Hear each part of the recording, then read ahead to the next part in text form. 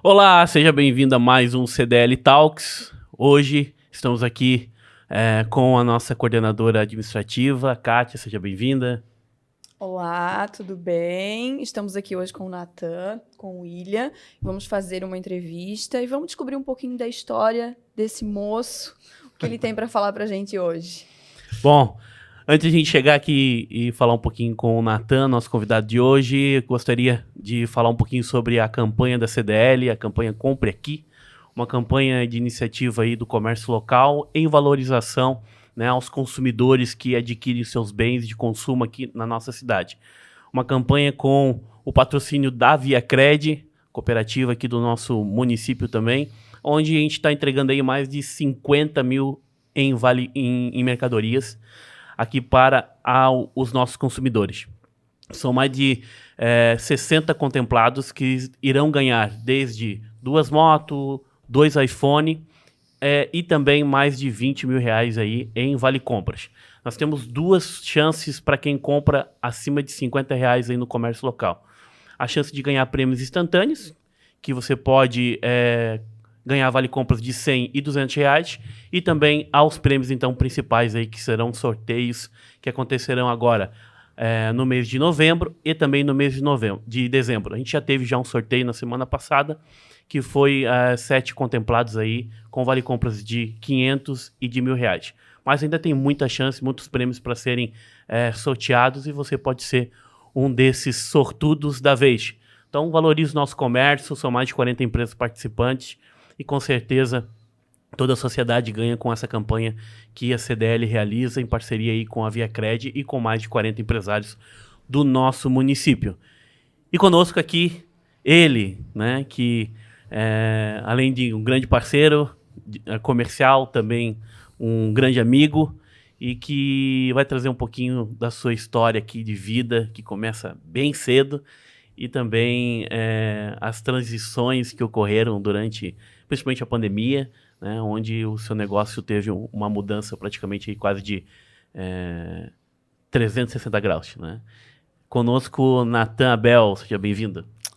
Obrigado, William, obrigado, Kátia, pela acolhida.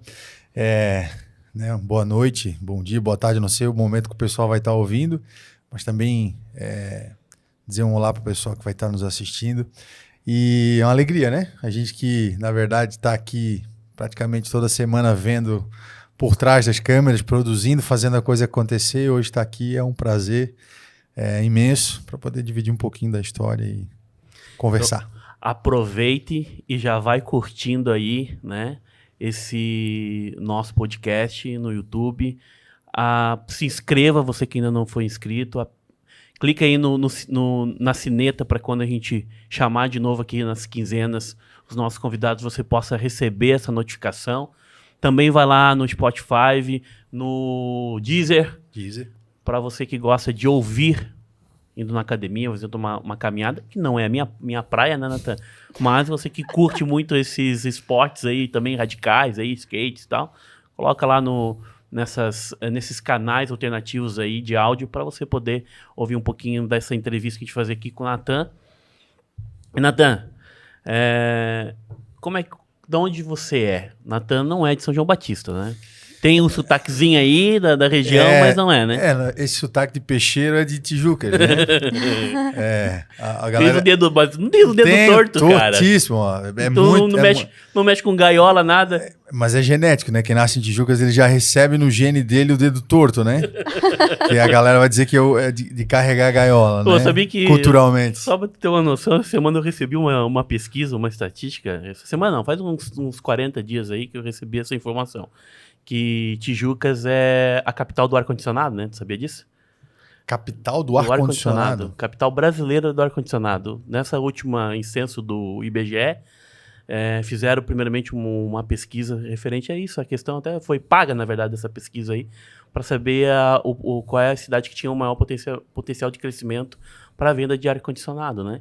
E aí eliminaram Tijucas de primeiro momento. Lógico, fizeram uma pesquisa via satélite. Quando foram em loco, para fazer a pesquisa em loco, de fato, fazer a contabilização daquilo que os satélites mostraram, chegaram lá, a pesquisa teve que ser refeita. Por quê? Porque não era a caixa de ar-condicionado vindo do satélite. Era gaiola de passarinho que tava pendurado nas casas. Ai, Então não isso aí pode. foi a maior experiência de pesquisa frustrada que houve na região. Mas sabe que isso, em Tijucas perdeu muito dessa cultura, né? Porque Tijucas também tem sido uma cidade que tem crescido bastante, né? Então, na época que eu vivia lá, era muito comum, muito comum. Mas hoje em dia nem tanto, né? Talvez São João hoje seja mais comum Isso. a cultura do passarinho e dessa coisa de campeonato, de cantar, do que hoje em Tijucas, né? Mas a fama quem leva é o Tijucano, né? é o tijucano. Porque existe a diferença do tijucano e do tijuquense, né? Não sei se tu sabes essa diferença. Não. O tijucano é a pessoa que se muda para Tijucas e é abraçado pela cidade e passa então a viver a cultura da cidade. O tijuquense é quem nasce lá já, né? Então, assim, eu sou tijuquense, durante muito tempo fui tijucano, mas na verdade a cidade que me abraçou foi São João Batista, né? Então hoje eu me considero completamente batistense, assim, tenho um amor por essa cidade, construí tudo que eu consegui com a minha esposa aqui, né? Desde que eu vim para cá como músico e hoje como, né, como a gente tem a NASA, então sou muito grato pela cidade, pelas amizades que eu fiz aqui, você é uma delas. E, enfim, essa cidade... Desde quando você tá aqui? Eu tô aqui desde 2010. Né? Na verdade, assim, eu já morei aqui na minha infância, né? Morei aqui, eu tenho família aqui, né? Tenho um tio e uma tia que moram aqui, que são sempre da cidade, assim. Então, passei um tempo da minha infância em São João, estudei, fiz amigos da infância aqui. Quando retornei, reencontrei esses amigos, né? Então, eu estudei na Alice e estudei também no que a gente chama aqui em São João do prezinho da Cana, que eles chamavam, que era o prezinho que era na Rua da Vidrosol, que tinha uma escolinha ali. Tem ainda uma escolinha. Tem ali, então, exatamente. Só que na minha época era bem mais... Só tinha ela. Rudimentar, assim, era só uma sala e... Inclusive, o mais louco de tudo, assim, não tem muito a ver com a história, mas eu tenho uma foto nesse prezinho que eram 2 turmas desse prezinho, né? E eu tenho uma foto da minha turma e com a outra turma junto. E na mesma foto, sabe quem é que tá? Eu e a minha esposa. Olha só. É. E eu não sabia. Assim, Nem imaginava esse futuro.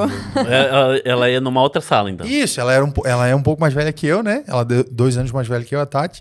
E a gente tinha uma foto junto de criança e não sabia. E eu conheci ela quando tinha 21 anos de idade. Não sabia quem era, não fazia a menor ideia de quem se Porque tratava. depois disso, você voltou a morar em Tijucas. Isso, aí depois eu fui para Tijucas. Enfim, num contexto familiar eu fui para Tijucas. Né? E aí, quando eu voltei com 21 anos de idade e conheci ela tinha uma foto.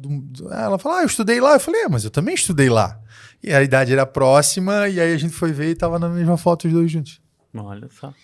Legal. Deus é o destino. Deus tem isso, né? Nunca brigue com o seu coleguinha da sala ao Já lado. pensasse? E aí, como é que começasse a tua vida profissional, Natan? Então, William, eu venho de uma família que não tem essa cultura, né? De empreendimento, de empreender, de empreendedorismo, né? A gente é de uma embora eu tive um vô que empreendeu, mas que por conta de uma série de situações pessoais perdeu tudo que ele tinha. Então eu nasci num contexto assim bem humilde.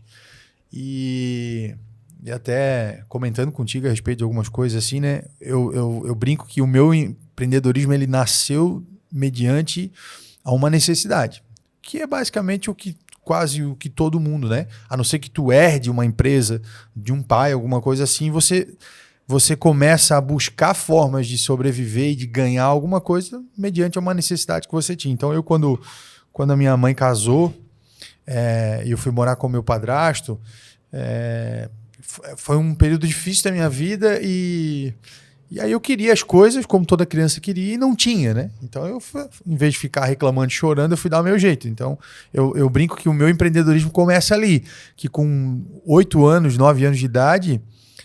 eu morava no bairro da Praça, em Tijucas, né? Na esquina do Renascença, do Verdão, né? E aí, naquela região era muito comum ter as cisternas ou cisternas no quintal das casas. Então, aquilo criava um limo, então o proprietário da casa tinha que esvaziar, limpar aquele limo. Então, eu me oferecia para limpar em troca de dinheiro. Então, eu comecei a oferecer serviço e a ganhar ali. Então, e isso para poder comprar aquilo que eu queria, como criança, né? Um doce, uma pipoca, alguma coisa. Eu fiz muito isso quando era pequeno também. É. Só que eu cortava grama e rachava lenha. E eu acho que Pra poder jogar videogame. eu acho que aí que mora o início, eu acho que do coração e do espírito empreendedor de cada um, né? Porque mediante uma necessidade, tem gente que se de alguma forma não tem um ferramental, alguma coisa que faça com que ele vá adiante. Então, mediante aquela dificuldade, a minha solução foi: vou trabalhar, vou dar meu jeito para mim não precisar pedir para minha mãe. Porque tinha um contexto familiar diferente ali, né? Minha mãe dependia do meu padrasto, enfim, toda uma situação. E aí eu comecei a partir dali. Mas sempre fui muito envolvido com arte, com esse tipo de coisa na escola, com fanfarra, com banda, sempre fui envolvido nisso. Sempre gostei muito de desenhar. Então, de 10 para 12 anos de idade, eu desenhava, as pessoas compravam meus desenhos, cara. Olha que legal. Eu lembro que eu fiz um desenho da Rádio Vale, quando eu tinha 10 para 12 anos de idade, em comemoração ao aniversário da Rádio Vale. Na época, a Rádio Vale ainda era lá na frente, não sei se tu lembra que tinha...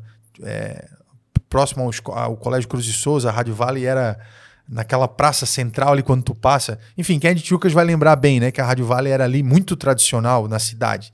E era da Porto Belo, não? A Rádio Vale não era eu não sei exatamente qual era a ligação que ele tinha com a Porto Belo. Hoje não mais. Não, hoje não, né? Mas muitos anos atrás acho que era. Mas então eu fazia esses desenhos, as pessoas compravam e ali então, eu comecei dessa forma, né? Até que com 13 para 14, eu me envolvi com esporte, então comecei a jogar futebol, comecei a jogar vôlei e me lesionei. E quando eu me lesionei, eu aprendi a tocar um instrumento, porque parado eu fui tocar. E a partir daí, eu comecei a aprender, aí comecei a ter banda, comecei a dar aula de música e por aí foi. O esporte que você teve a lesão foi futebol vôlei. ou foi vôlei? Vôlei, foi jogando vôlei. Eu lesionei o joelho esquerdo e aí não consegui dar continuidade a altura para vôlei. Na parte esportiva. Né? Não tenho. Hoje, olhando, que eu seria no máximo um bom levantador ou um líbero. Mas na época, a gente ia ganhar... Se tu não tem tamanho, imagine você o quê? Não, a gente tem que entender cada um a sua... Né?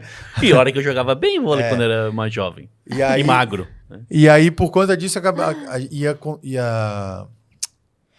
eu lembro que na época a gente jogava campeonatos e tal, ia ganhar bolsa de estudo para estudar em escolas onde você iria para a universidade já na própria escola para poder jogar na universidade e ir adiante.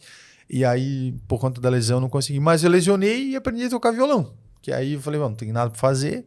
E aí aí se apaixonou. Aí a música entrou na minha vida. Todo mundo tem esse pensamento de não tem nada pra fazer, não deu nada certo, ou você é vendedor ou você é músico. Assim, o que acontece? A tocar alguma coisa. Na minha casa, minha mãe não apesar da minha mãe ter salão de beleza, assim, tentou montar alguma coisa, nunca foi algo que foi muito pra frente, né? Mas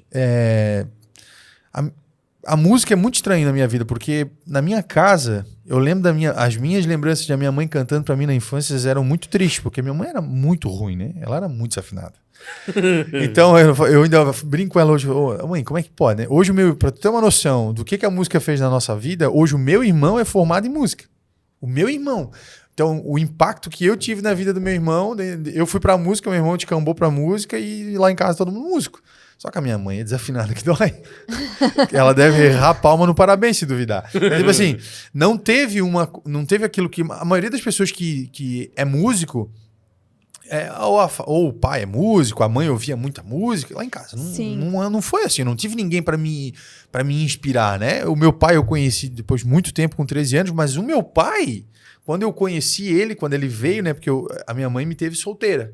Então, quando o meu pai veio para me registrar, fazer todo aquele trâmite, o presente que ele me deu foi um violão.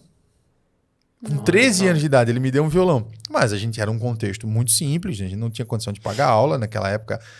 Nem tinha muito, não era comum, não existia internet, como é hoje, né, para aprender sozinho. Eu peguei o violão e coloquei em cima do armário, porque o que eu vou fazer com o violão? Como é que eu vou aprender a tocar? E aí, quando eu me lesionei, e eu tinha um amigo meu que tocava, E eu ainda brinco que meu amigo era muito feio, né? Mas as meninas estavam sempre perto dele. Eu falei assim, não, eu tenho que aprender a tocar violão também. Porque, cara, ele sendo feio desse jeito, as meninas ficam dando bola pra ele. Eu sou obrigado a aprender a tocar um Legião Urbano, uma coisa assim, né? E dito e feito, incomodava ele. Incomodei o Gabriel, né? O Gabriel foi um grande amigo, assim. Então era 2, 3 horas da manhã, ele tava no telefone, naquela época telefone residencial ainda, né? Gabriel, como é que é tal posição, cara? Ele, pelo amor de Deus, Nathan, vai dormir, cara, é 2 horas da manhã. E eu encarnado naquilo, né? Empolgado. E aprendi a tocar, tanto que depois a gente juntos monta uma banda juntos, né? E, enfim, e depois a vida vai levando a gente por outros caminhos, assim, né? Mas lá em casa ninguém tinha nenhuma aptidão pra música, né? E aí, aquele violão depois, né? Quando eu quis tocar, ele tava lá, peguei ele, dei um jeito, dei um trato nele lá. E a partir daquilo ali, aquilo ali virou a minha vida. Pois é, daí chegando em São João Batista, qual foi o primeiro... O que aconteceu foi que quando a gente montou a banda, a gente tocou, a gente montou, a gente tocou muito. A gente abriu o show do Skank, a gente abriu um show do Titãs. Tocamos com todas as bandas grandes da época aqui na região, Das Aranha, Irie, John Bala Jones, Estatura Mediana, que era uma banda muito conhecida aqui na região. E tocamos com todo esse pessoal, viajamos o estado tocando, só que a gente era adolescente, né? Então, adolescente, imagina, nesse contexto, e foram experiências muito boas, mas teve muita experiência negativa também nesse sentido, né? Então, mas eu sempre conciliando aulas particulares. Então, para ter um ganha-pão além daquilo que a gente ganhava tocando, eu comecei a dar aula particular de canto e de violão. E aí, com isso, depois eu entrei na faculdade de música. Com 19 anos de idade, eu comecei a estudar música em Itajaí, na Univale, e a partir daí eu comecei a trabalhar em escolas particulares. Então, em escolas particulares, eu tive uma experiência traumática, que foi o quê? Tu tá na faculdade de música, você é apresentado para ti um universo pedagógico, didático, para você fazer projetos. Então, eu queria chegar na escola, eu queria fazer instrumento com material reciclável, ensinar sustentabilidade em música para as crianças. Queria que eles produzissem os próprios instrumentos, que eles usassem o corpo como percussão corporal. Todo um projeto legal que tu sai da faculdade cheio daquilo. Só que tu chegava na escola, e principalmente escola particular, o que a escola te pedia? Não, você tem que ensaiar a música do Coelhinho da Páscoa para apresentar para o pai. Porque o pai quer o pai quer que a criança apresente a musiquinha para ele. E aí eu falei, não, mas gente, mas peraí, mas sério, vocês querem que eu deixe de ensinar a criança a se desenvolver musicalmente para ela cantar a música do Coelhinho pro pai? Eu falei, não, para o que tu estás fazendo e vai ensaiar a música do Coelhinho. Então, aquilo me frustrou profundamente. Eu nunca fui uma pessoa de me adequar àquilo que eu acho que tá errado. Então eu pedi demissão e falei, vou montar minha própria escola e vou desenvolver do jeito que eu acho certo. Então, a partir daí, vim para São João. Aliás, eu já estava aqui nessa época, assim, nesse período de transição. E aqui onde nós estamos fazendo o podcast foi a minha primeira sala que eu atendi. Comecei a atender os meus primeiros alunos, assim, né? Então, eu comecei a participar de um contexto de igreja, que é uma coisa muito importante na minha vida, uma transição, uma virada de chave na minha vida, né? Com 21 anos de idade, eu recebi o evangelho, né? Me tornei cristão, até então vinha de uma vida completamente, me dizia ateu, né? E eu acho importante frisar isso porque a integralidade do ser humano, ela passa pela espiritualidade. Você tendo ou não tendo, você é algo que está dentro de cada um de nós, né? Então, o equilíbrio que a gente busca tem que também passar pela parte da espiritualidade. Então isso foi muito importante na minha vida, né? E essa sala aqui, só para concluir, essa sala foi onde eu comecei a atender as primeiras pessoas. Então eu comecei com 2, 3 alunos aqui, e aí eu abria Musicando, que foi a minha primeira escola de música, né? E aí larguei esse contexto de dar aula lá para poder empreender aqui, acreditando no trabalho que a gente ia desenvolver aqui. Começamos com 4 alunos e atingimos em um período específico 150. Nossa. Nós chegamos a ter 5 professores simultâneos aqui, dando aula em várias salas. Depois a gente já foi abrindo, foi pegando a parte de cima, e a gente chegou a ter 150 alunos, que para a cidade de São João Batista é muita coisa. Bem expressivo, né? Mas eu sei que tu tens uma ligação muito forte com essa questão espiritual e a música, né? E eu também sei que tu tens não uma teoria, mas você tem uma explicação da importância da música, não só na vida das pessoas, nessa questão, né, espiritual, mas também na questão dos negócios, né? Porque, imagina, de um violão que tu ganhasse teu pai com 13 anos, tu foi pentelhando aí o teu amigo Gabriel para ele poder te ensinar, nisso vocês criaram uma banda, nisso tu começou a ganhar um dinheiro muito maior do que você ganhava trabalhando no CLT, Sim. né? Teve a gestão do seu tempo, você fazia o seu horário e tal. E aí, e dali você despertou a vontade de fazer uma faculdade de música, Sim. que já é algo também bastante assim, ó, tem que ter propósito, tem que ter dom, tem que querer muito isso, né? Porque não, a gente pensa assim, é só dó, ré, mi, fá, sol, lá. E não é bem assim, não é, né? não é. Até porque tu trouxe agora alguns aspectos ali em relação, principalmente essa questão de aprender a fazer instrumento, aprender a instrumentalização do corpo, né? E depois a própria questão da fala, a nossa, a dicção, Sim. isso é muito complexo. Pelo menos para mim, é bastante complexo, Sim, né? sim. Então, conte um pouquinho pra gente, assim, como é que isso pode melhorar tanto a vida das pessoas, como também na questão até mesmo dos negócios, assim. É porque a música, na verdade, ela tem um aspecto do desenvolvimento da sensibilidade da pessoa.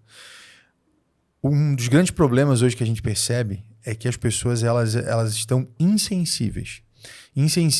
A insensibilidade, ela parte do princípio de que todas as situações que você olha para aquilo, você olha com uma certa superficialidade, você não se aprofunda. Então isso é mediante as relações interpessoais, mediante a sua relação que você tem dentro da sua casa, a relação que você tem com os seus colaboradores, a relação que você tem. Então a música trouxe para mim essa profundidade, porque desde muito cedo eu me vi muito introspectivo e reflexivo nos meus pensamentos. Então eu sempre olhei para o mundo de uma forma onde eu me via diferente de todo mundo. E hoje eu percebo que essa coisa de me ver diferente de todo mundo, na verdade, é apenas um desenvolvimento de uma sensibilidade que me foi imposta de maneira muito, muito cedo. Então eu não tive a possibilidade de ter uma infância num contexto saudável como a maioria das crianças teve.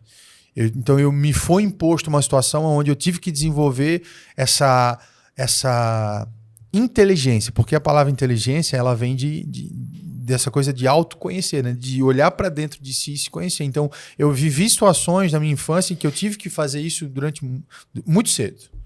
Então isso também me levou a ter uma sensibilidade maior a respeito de olhar para as pessoas de uma forma talvez um pouco mais sensível, de olhar para as situações de uma forma mais sensível, de tentar compreender tudo, porque aquilo me foi imposto. Né? A maturidade chegou com antecedência. Exato. E para mim a maturidade do ser humano ela passa pela sensibilidade. Se você é um ser humano insensível, você é um ser humano imaturo.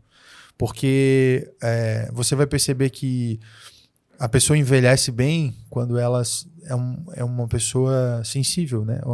Porque quando você encontra uma pessoa mais velha que ela senta com você, que ela conversa, que ela te escuta, que ela fala, você percebe que aquela pessoa ela tem uma sabedoria, né? E a sabedoria ela não é própria da idade. A sabedoria vem a partir do momento que você se torna sensível. E é por isso que eu sempre investi na música para os meus filhos, sempre incentivei os meus filhos a cantar, a dançar, a se expressar artisticamente, porque isso torna eles crianças mais sensíveis também, né? E eu sempre incentivei os pais que vinham na escola, olha, incentiva teu filho a se desenvolver musicalmente, porque a música trabalha uma parte da nossa inteligência emocional principalmente, né? Estética, emocional, a forma como tu se vê no mundo, a forma como tu se enxerga como ser humano. Só a música pode trabalhar isso dessa forma. E a música, na minha concepção hoje, ela é um presente de Deus para nós. Né? Porque a música é diferente de qualquer outra coisa. Diferente, inclusive, de um quadro. Porque o quadro, quando tu coloca um quadro em exposição, aquele quadro está acabado. Então, se você voltar daqui a 20 anos, aquele quadro vai estar igual. Né? Então, a percepção do quadro vai mudar porque você mudou. Agora, a música, enquanto algo que é executado ali, você vai num show de uma banda, de um artista, de alguma coisa, você vai ver aquela música daquele jeito sendo executada de uma forma. Se você for amanhã essa música já não vai ser executada da mesma forma. Por mais perfeito que seja a performance daquele músico, a música é uma arte que acontece no agora. Ela é diferente de uma obra de arte. Então, por isso que a música ela mexe profundamente naquilo que nós somos, porque um quadro é uma fotografia de um momento. A música é a performance de algo que você está sentindo agora. Então, ela é uma troca de energia muito mais profunda. E hoje, como eu lido com a música no sentido muito mais voltado para a espiritualidade, eu entendo que a música, sendo um presente de Deus, é algo que o ser humano deveria fazer devolvendo ela para ele, né? Nesse sentido. Por isso que eu percebo que o homem, por exemplo, não foi feito para ser famoso. A fama, a adoração, no sentido musical, o homem leva o homem para a morte. Então você vai ver grandes artistas que atingiram níveis absurdos de fama, foram artistas que não terminaram bem, porque não lidam bem com a questão de ser adorado, porque o homem ele entra quase que num parafuso existencial de receber aquilo que ele não foi feito para receber, né? Que é a adoração, a fama. Então o homem foi feito para comunhão, o homem foi feito para se relacionar, para estar perto, para estar junto. E quando você adora um homem, você vai excluindo ele desse círculo social. Então uma pessoa não consegue mais sair na rua, a pessoa não consegue mais ter um momento familiar, a pessoa não consegue... E aí ela vai se vendo isolada, excluída, e nenhum homem consegue ser autossuficiente sozinho, né? Em si só, nenhum homem é autossuficiente. Nós somos totalmente dependentes de Deus. E essa compreensão da dependência de Deus, ela é completamente oposto à adoração que um artista recebe a níveis absurdos, porque aquilo é uma indústria, né? É voltado para o dinheiro. Então, sei lá, eu sempre ouvi muitas bandas e conheci muitos artistas, né? Artistas que se suicidaram, que morreram na droga, que se mataram, por conta de não entender a complexidade de receber aquilo que não é dele, daquilo que não é do homem, né? Então, para você ver o quanto a música ela é profunda e o quanto ela pode mexer com a gente. Ela pode levar a gente para situações de extrema comunhão entre família, amigos e com Deus principalmente, né? De extrema comunhão, mas ela também pode levar a gente, porque a música ela é feita para incitar o amor, mas ela também incita a violência, o ódio. Sim, né? claro. E trazendo um pouco essa questão da música, talvez seja por isso que grandes varejistas aí hoje, grandes empresas, estão construindo os seus próprios hinos, seus próprios jingles, as próprias músicas internas de gerar engajamento, gerar essa questão do pertencimento, né, na empresa. A música ela é um retrato também da cultura. Então, se você for olhar, por exemplo, nos anos 60, tinha uma música específica para aquela época, a música dos festivais de Woodstock. Era uma música onde existia o povo entrando numa ideia de libertação da algema, do legalismo das religiões daquela época e tal, né? Então, a droga. Então, aquilo tudo, existia uma música que fazia com que aquela cultura fosse perpetuada. Então, não existe como você perpetuar uma cultura, uma época, sem música. Você vai perceber que existe uma música. Tanto que se nós formos olhar hoje, qual é a música de hoje, por exemplo, assim, da nossa cultura atual? Você vai perceber que não existe um gênero específico, mas uma forma de consumir isso. Antes você vai pegar uma música que tinha 5, 6 minutos. Hoje a música tem 2 minutos e meio no máximo. Por quê? Porque nós estamos vivendo uma cultura, então essa música ela é o retrato da nossa cultura. Você vai ver uma música que fala muito sobre sexualização, uma música que vai relativizar papéis importantes dentro da nossa sociedade, músicas que vão falar de traição, de fim de relacionamento, e músicas rápidas de uso de droga, de bebida. Mas por que essa música é o retrato da nossa cultura? Porque se você for olhar o dia a dia das pessoas, é isso que elas vivem, né? A grande maioria é isso que elas vivem. Então, por que talvez esses varejistas, né, eles partem no sentido de criar uma música para desenvolver? Porque todo empresário, se ele entender que a empresa dele precisa ter um propósito, ele vai criar uma cultura dentro da empresa. Então, o empresário inteligente ele vai criar cultura na empresa dele, né?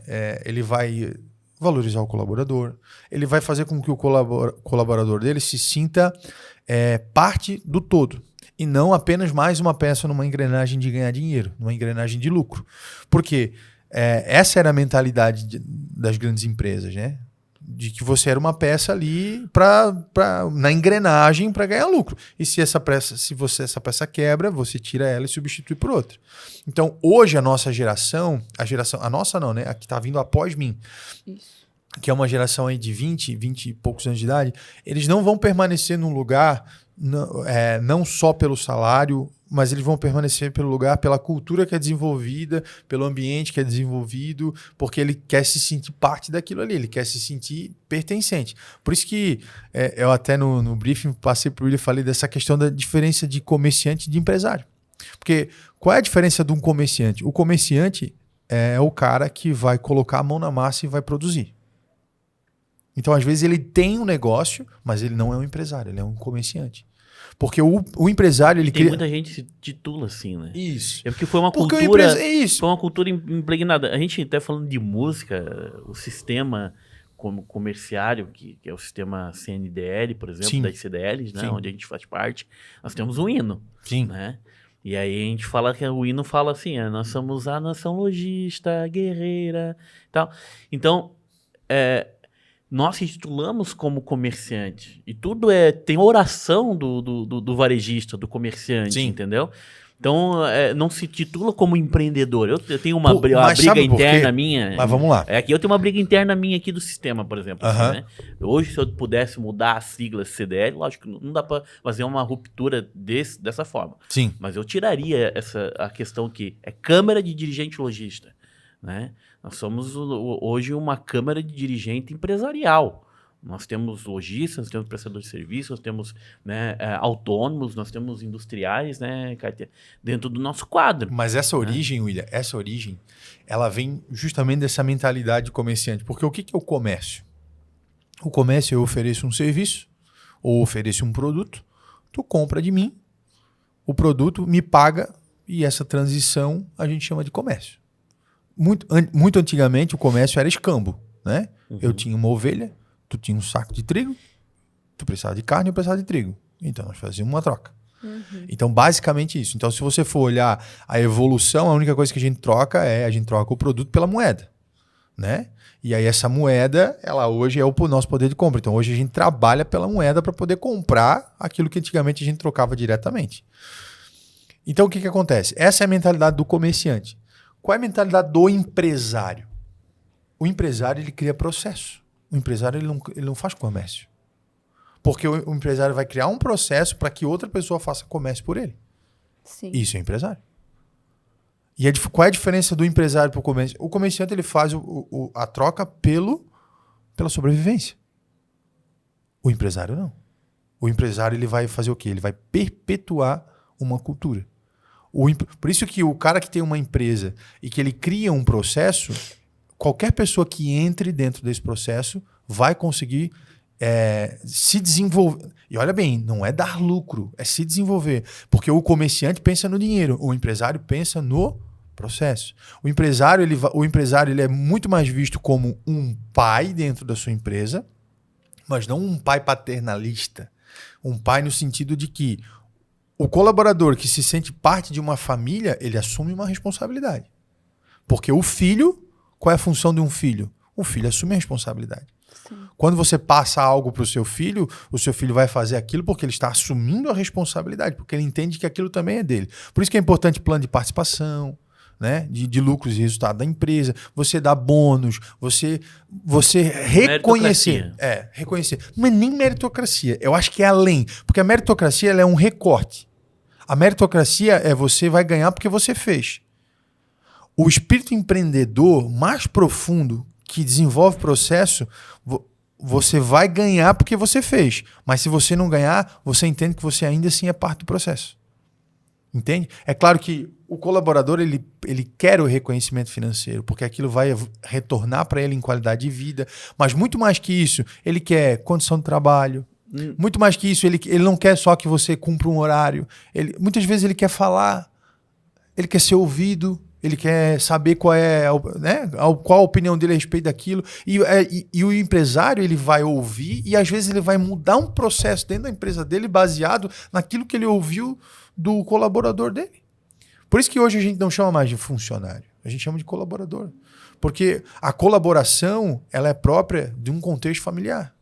Uma família, ela colabora um com o outro para que a casa esteja sempre pronta para que vocês possam ter um ambiente saudável de relacionamento, de convivência. Então, eu acho que o comerciante, ele não é o cara que tem uma empresa com 5... o comerciante, às vezes, tem uma empresa com 5 mil funcionários. E ele tem mentalidade de comerciante e a cultura da empresa dele é uma cultura de comércio. O empregado dele vai lá em troca do dinheiro. E só. Entende? E aí, quando ele consegue fazer a transição para, de fato, virar um empresário, criar processos, o que acontece com essa empresa? O colaborador, talvez nem todos entendam, mas o que vai acontecendo? Vai criando o quê? Cultura. A boa maioria dos colaboradores... Uma boa entende. cultura, né? Porque você pode desenvolver uma cultura ruim também. E Sim, muitas isso vezes... depende da pessoa que está ali na linha de frente, né? Pronto, total. Porque se Se não tiver abertura... se a pessoa que lidera, a pessoa que é o líder, ela for um líder impositivo, ela vai criar uma cultura ruim. Porque isso vai desencadear, né? É a mesma coisa assim, se você teve um pai que te ensinou brigando, gritando, sendo agressivo, sendo omisso, a grande chance do seu filho ser igual. Ou então do seu filho não querer o contexto familiar para ele criar o contexto próprio dele que seja completamente diferente daquilo que ele viveu. Só que nem por isso o pai vai deixar de fazer, mas ele tem que não fazer. Isso. Só que lá na empresa é a mesma coisa. Exatamente. Talvez o líder não vai fazer daquela forma, mas aí os colaboradores não vão ter essa abertura e vão lutar e não vão conseguir chegar no objetivo. Exatamente. Porque assim, ó, o sentimento de pertencimento hoje, muitos estudos indicam isso, que essa geração que vem é uma geração que vai trabalhar pelo sentido de pertencimento. É uma geração que não vai comprar carro, é uma geração que não vai comprar casa, é uma geração que vai, às vezes, viver vai fazer uma renda, vai andar de Uber, entendeu? Desapegada de bens materiais. Porque o bem material é o sentido da propagação, né? Então, tu vai criar algo para deixar para o teu filho aquela segurança. Então, a nossa geração talvez já não consiga deixar nada para os nossos filhos e os nossos filhos menos ainda. Sabe uma analogia que eu faço sobre essa questão, né, que trouxe aí do comerciante e do empresário, né? O comerciante, geralmente, como é que ele conduz o negócio dele? Ele realmente está focado nessa questão do lucro, do dinheiro, da venda. Nem do lucro, tá?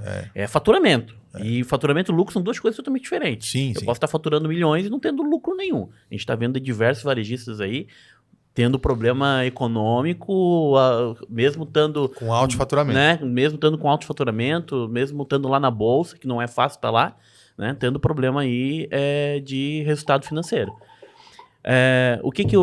A palavra que tu usasse ali é o processo. É você construir algo que outra pessoa que tenha um propósito idêntico ao teu, entende a cultura da organização, gera esse engajamento que a gente chama do engajamento coletivo. Exato. E ele usa esse processo, essa esteira que você construiu para poder conduzir o seu negócio e gerar perpetualidade nele. Porque o que é a grande dificuldade hoje é você ter a sucessão. Hoje é uma grande dificuldade. Ninguém te garante que os teus 3 filhos vão tocar hoje a tua empresa, que é a NASA. Uhum. Entendeu? Ninguém garante isso. É assim também como, por exemplo, eu tenho uma grande pergunta minha com o meu negócio. Eu tenho um negócio que ele é uma consultoria. As pessoas que me procuram, eles querem... O William, o meu grande desafio é como escalar o meu negócio. Eu tenho 24 horas igual você. Eu tenho praticamente 8, 10, 12 horas para trabalhar. Ou eu aumento o ticket de valor de hora, entendeu? Ou eu escalo meu negócio com adicionar outros profissionais, né? Eu não sei se as minhas filhas vão querer ser consultoras, que elas vão querer fazer nas suas carreiras. E não vão poder, talvez, tocar o meu negócio, a não ser que eu empreenda em outras atividades que eu consiga escalar, né? E aí vem essa questão, por exemplo, né? Eu vejo alguns varejistas que, por exemplo, colocam lá dentro do seu negócio a questão da música, que rádios, e aí tá passando qualquer tipo de música, entra no YouTube e coloca lá numa lista de músicas que anos 90 e deixa aquilo ali. Eu vejo alguns colocando agora no Spotify, tu vai lá, faz o teu playlist e deixa rodando, né? E tem outros varejistas que eu vejo que já são empresários, já não são mais varejistas, que colocam os seus próprios jingles, colocam as suas próprias músicas para poder criar esse ambiente. Além do colaborador estar ali sempre ouvindo aquilo ali, então ele acaba decorando, ele acaba pegando a essência do negócio, né? Ele lembra e muitas vezes algumas frases que ele tem que ter um bom atendimento, que ele precisa sempre entregar o seu melhor para o cliente, né? E isso, querendo ou não, ajuda nessa questão da cultura, né? Da geração do pertencimento. Porque tu pega, assim, grandes propagandas, né? Grandes empresas fazem, sempre utiliza a música, né? Eu tava aqui lembrando de algumas, assim, e aí me vem aquela pá, quem que é a grande propaganda que acontece, a grande marca que tá ali, né? É o McDonald's, né?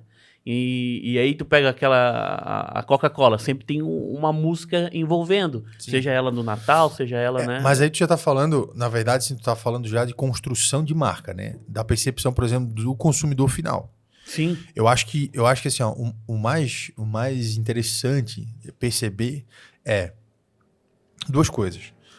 Tu falasse ali sobre a questão da perpetualidade, né? Do teu filho ou tua filha assumir, né? Eu também tinha esse medo, mas hoje, William, eu vou te falar assim, ó, do fundo do meu coração, eu não quero que os meus filhos assumam o meu negócio, se não for algo que eles sentirem no coração deles de assumir. E quando é que isso não acontece? Quando essa transição ela não é saudável, quando o pai ele é impositivo, quando o pai quer colocar aquilo goela abaixo dos seus filhos. E essa não é a ideia. A minha ideia hoje, assim, como eu falei para ti, que a espiritualidade para mim ela é muito importante, e nós somos uma casa que nós cremos em Jesus, Deus ele tem um propósito para cada um. Então, antes de eu querer impor o propósito que eu acho para os meus filhos, eu quero que eles vejam em mim um pai que busca em Deus o propósito. E sendo assim, eles vão buscar o propósito em Deus. E se for da vontade de Deus que eles assumam a empresa e que eles perpetuem a empresa, eu vou ficar feliz. Mas se não for da vontade de Deus, eu também vou ficar feliz. Porque assim, ó, vamos lá, eu não consigo desconectar nada da minha vida que não passe pela minha fé. Então, é mais importante para mim hoje, no meu coração, que os meus filhos façam a vontade de Deus do que a minha vontade. Só que Deus também me chama a ser um pai responsável, a ensinar os meus filhos a ter essa percepção sobre a vida e sobre as coisas. Então, por isso que a palavra, eu acho, William, é propósito. O que é o propósito? O propósito é a função para a qual determinada coisa foi criada, né? Então, uma empresa sem propósito, ela é uma empresa que não consegue desenvolver uma cultura. Porque a cultura ela serve ao propósito. Então vamos lá. Eu tenho uma empresa. Qual é o propósito da minha empresa? O propósito da minha empresa, por exemplo, hoje nós temos a NASA. Tá? Nós nos vimos como agência há muito pouco tempo, né? Porque a pandemia veio, eu tive que vender a escola, porque nós de 100 alunos a gente caiu para 10. Não tínhamos mais renda, tínhamos um fluxo, tínhamos um caixa onde nós honramos os professores que trabalhavam conosco, pagando o salário deles, mesmo sem receber dos nossos alunos, porque foi um momento difícil para todo mundo e nós entendemos, né? Muita gente a gente deixou, porque foi um momento complicado para todo mundo.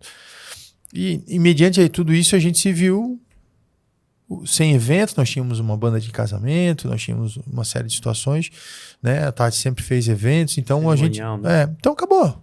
A renda do dia para a noite acabou.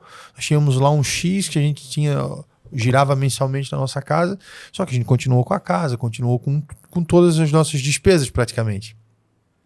E mediante a isso, é onde eu percebo que se você tem um propósito, né, você não vai ficar desesperado, porque você não está agarrado à empresa. Você não está agarrado meu Deus do céu, e agora o que eu vou fazer? Então, tipo assim, mediante uma dificuldade, eu não peguei o violão e fui tentar de novo com o violão, porque eu sempre entendi que o meu propósito não era o violão, no sentido de trazer sustento para minha casa. Então, mediante aquela dificuldade, é aquela coisa da vida, literalmente, clichê da vida te dar o limão e te fazer uma limonada. Então, na verdade, ali o que eu tinha? Eu tinha muitos limões na minha frente. E aí eu resolvi, além de fazer uma limonada, eu fiz um soufflé de limão, né? Porque a criatividade está em você não dar sempre as mesmas respostas, né? Mediante aquilo que a vida te impõe. Então, eu não peguei a música e transformei aquilo em outra coisa. Isso seria nessa dificuldade de pegar um limão e fazer uma limonada. Por isso que eu brinco que eu fiz um soufflé de limão. Porque eu mudei completamente, transicionei muito. E aí eu fazer um parênteses agradecendo o William, porque antes da pandemia o William já havia chegado para mim falando assim, tu tá desperdiçando teu talento, não sei o quê, tu és um cara para estar fazendo isso. E eu era muito contente, né? Eu era um comerciante contente. Sim. Entendeu? Eu vendia minha aulinha, ganhava meu dinheirinho e eu era um comerciante contente. Tinha uma boa renda com os casamentos e tal, mas era só o que eu fazia, eu vendia o meu serviço. Eu não gerava processo, eu não criava processo. Por quê? Porque a minha mentalidade era de comerciante, não mentalidade de empresário. E aí, mediante o que foi acontecendo, a gente se viu como agência muito tempo depois. Porque o que aconteceu? Nós tínhamos uma câmera que a gente usava aqui para prestar serviço para os nossos clientes do estúdio que a gente tinha. E a partir dessa câmera eu vi que o pessoal começou a fazer live. E eu comecei a fazer live para os outros, começamos a vender e a coisa começou a escalar de um jeito absurdo. E fomos trazendo gente e fomos contratando e mediante demanda a gente foi crescendo. Até que chegou um ponto e falei, peraí, não, a gente precisa criar processos. A gente precisa pensar na empresa como um propósito de empresa, a gente precisa se desenvolver nesse sentido. E quando eu parei para pensar, eu vi, mas o propósito da nossa empresa não é ganhar dinheiro. O propósito da NASA não é... O propósito da NASA é a gente levar a nossa sensibilidade, e eu falo nossa porque não é a minha, porque eu tento passar isso também para as pessoas que trabalham aqui, né? Eu tenho um exemplo, né, que é um colaborador meu, e eu vou citar o nome dele, que é o Sinésio. Quando eu comecei, era praticamente só eu e ele, né? E ele trabalhou do meu lado durante muito tempo, só eu e ele, né? Então, tipo assim, tudo que ele fazia e tudo que eu fazia era meio que compartilhando simultaneamente, sabe? Tipo assim, então ele fazia alguma coisa e falava, né, não, faz aqui, faz assim, vai por aqui, vai por ali. Natan, o que tu achaste disso aqui? Isso aqui tá massa. E foi um crescimento mútuo, assim, né? E hoje eu vejo, assim, que as coisas que ele faz aqui dentro, eu vejo muito da minha sensibilidade naquilo que ele faz. Então, quando ele faz e me apresenta, eu falo, tá legal, é massa, é isso. Mas por quê? É uma construção mútua, né? E a gente foi desenvolvendo essa sensibilidade. Por isso que a sensibilidade hoje não é a minha sensibilidade, é a sensibilidade da empresa. E o que aconteceu? Todo mundo que a gente buscou trazer para cá, hoje a gente tem a Carol, tem a Su, tem o Gabriel, e outras pessoas que já passaram por aqui, todo mundo que a gente tentou trazer para cá foram pessoas que, quando a gente olhou para elas, a gente viu a mesma sensibilidade que a gente tinha. Então, isso é propósito. Então, tipo assim, às vezes não é pelo funcionário que ia render mais financeiramente, mas o funcionário que casa com o ambiente, né? Tipo assim, nosso ambiente, eu gosto muito do ambiente que a gente tem, é um ambiente criativo, é um ambiente legal, sabe? Conjunto, de tudo, né? Tipo assim, essência. não é perfeito, não é tipo assim, nossa, meu Deus do céu, é o céu, não, todo mundo tem um dia bom, todo mundo tem um dia ruim, entende? E só que eu acho que a questão de olhar para a pessoa e não para a capacidade profissional só dela, entendeu? Sim. Porque se eu tratar a pessoa só pela capacidade profissional dela, cara, vai chegar uma hora que ela não vai suprir a minha necessidade e aí eu vou ter duas opções, né? Ou eu treino ou eu mando embora. Sim. Entende? Então, tipo assim, é muito mais importante o ser humano, a pessoa. Então, a gente já teve gente que a gente trouxe para cá e é engraçado porque entre eles ali, ele já se olha assim, tipo assim, cara, essa pessoa não encaixa com a nossa vibe, não fecha com a nossa energia. Mas acontece o mesmo lá com a gente, né? Porque tu assim. cria cultura de pertencimento, tipo assim, é meu, esse espaço aqui é meu, entendeu? Não vai entrar qualquer um aqui, não é uma baia como as pessoas chamam, né, de call center, entendeu? Que tu nem sabe quem tá trabalhando do teu lado, não é. Eu e a Tati, às vezes, a gente tem grandes embates, assim, né? Longe deles, claro. Agora eles estão ouvindo tudo que eu tô falando, mas, enfim. Porque, às vezes, assim, não, olha lá, eles estão conversando. Aí eu falo pra Tati, Tati, eles estão conversando porque eles gostam do outro, cara. Eles trocam ideia, eles são Também. criativos, eles precisam desse momento de conversa, de criatividade, de trocar ideia, de rir, entende? Porque trazendo esse dia, aproveitando que a porque Kátia esse tá é aqui, o ambiente da nossa empresa, que deixou de ser uma empresa prestadora de serviço, passou a ser uma agência que pensa muito mais na sensibilidade. Então, o que a gente entrega hoje, Kátia, não é um produto.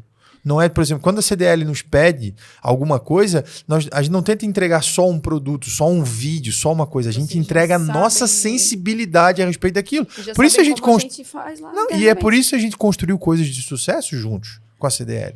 Por isso que a CDL e a NASA hoje é um case de sucesso. E não tem como negar. Porque a partir do momento que o William vem pra cá e senta, toma um café, come uma cuca, ri, toca um violão. Nada vem do dia pra noite. Tudo tem claro, mas tu entende que isso faz parte da sensibilidade, da cultura, do propósito da empresa? Não é fazer por fazer. A gente não faz isso porque a gente quer agradar o William. É porque é nosso. E o William sente isso. Isso é verdadeiro. Então, e é isso que eu queria chegar no propósito.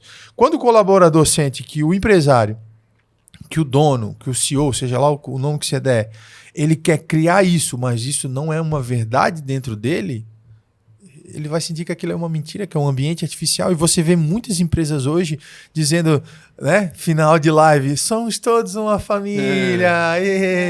E aí você vê o funcionário virando o olho. Assim, por quê? Porque na frente, no aparente, ele quer ser daquele jeito. Então, por exemplo, assim, a gente não, nas nossas redes sociais da NASA, a gente não tenta aparentar aquilo que a gente não é. Entendeu? A gente mostra perrengue, a gente mostra eles quebrando coisas, a gente mostra a gente rindo, comendo. É o nosso dia a dia aquele ali, entendeu? Porque é de verdade. A questão da humanização, né? Não é perfeito. William, olha só, não é perfeito. Nós não somos perfeitos enquanto empresários, enquanto os donos da empresa, não somos. Eles não são como colaboradores. E a gente entender que essa é a matéria-prima, essa é a ferramenta que a gente tem para trabalhar com eles, você não vai excluir isso. Você vai trabalhar com isso. Essa é a sensibilidade que você tem que ter. E quem é que nos ensina a trabalhar com o pior e o melhor das pessoas? Deus. Quem trabalhou com o pior e o melhor das pessoas? Jesus. Entende? Você vai pegar a galera que andava com Jesus, vamos lá, você vai pegar os piores, mas os piores no sentido do que Deus olhava para eles, Jesus olhava para eles e via o potencial e o que cada um poderia ser, porque Deus vê na gente algo pronto, né? Deus olha para o William e vê o William pronto. Então, se Deus sabe que a melhor versão do William, né? Deus conhece a melhor versão do William, versão que nem mesmo ele conhece. Deus conhece a melhor versão da Kátia, que nem a Kátia sabe que ela tem. Você vai buscar a melhor versão aonde? Todos os dias você busca a sua melhor versão aonde? Todos os dias eu acordo e busco a minha melhor versão em Deus. Porque Deus sabe, Deus me vê pronto. Deus sabe quem eu posso ser nele. E muitas vezes nós estamos buscando a nossa melhor versão em outros lugares. Mas trazendo essa questão do colaborador e você trazer essa participação dele, né, nas coisas. Você comentou algo importante ali, que é, durante muito tempo, tu e o Sinésio estavam um do lado do outro e você foi transmitindo conhecimento e ele foi mostrando o que ele foi aprendendo. E hoje tem muitas coisas que ele faz sozinho e que você se vê... Muitas não, né? Hoje assim... E eu falo até para uma forma de honrar, né? De honrar a dedicação dele, o trabalho dele e tal, porque... Eu acho que a honra, ela é um princípio que ela tem sido deixado de lado, né? A honra é um princípio, né? E eu acho que a nossa vida é pautada por princípios. Então, ética, moral, honra, sei lá, N situações, né? Honestidade, transparência. Mas eu acho que a honra é a linguagem de amor dos amigos, né? Então, o amigo, ele ama o outro honrando ele, né? Então, assim, eu falo que hoje eu busco isso, né? Talvez de alguns aqui dentro mais, outros menos, mas eu busco que todos sejam meus amigos. Ah, mas tu vai tratar o teu colaborador como amigo, uma hora ele vai talvez se folgar. E eu falo para as pessoas assim, né? Esse é um problema dele com ele mesmo, se ele fizer isso.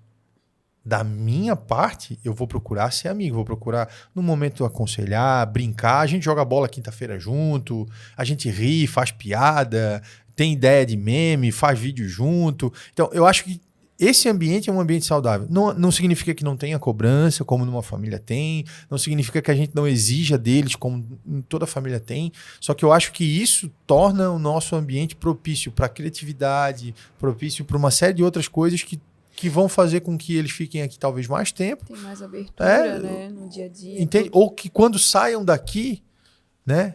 Porque, vamos lá, a minha ideia não é que eles fiquem aqui para sempre. Queria eu que fosse. Entende? Mas eu quero que eles se desenvolvam profissionalmente. Eu quero também poder propiciar isso para eles, né? Que eles cresçam, não só no sentido financeiro, mas também, sei lá, como profissional. Que tenham a arte deles reconhecida. Porque eu vejo nos meus colaboradores artistas, entende? Eu não vejo eles como funcionários, eu vejo eles como artistas. Então, quando a Carol entrega uma campanha, e eu não falo pro meu cliente que foi eu que fiz. Não falo, eu falo, ó, isso aqui foi a Carolzinha. Tá vendo isso aqui? Ela fez à mão, ó. Ela é fera.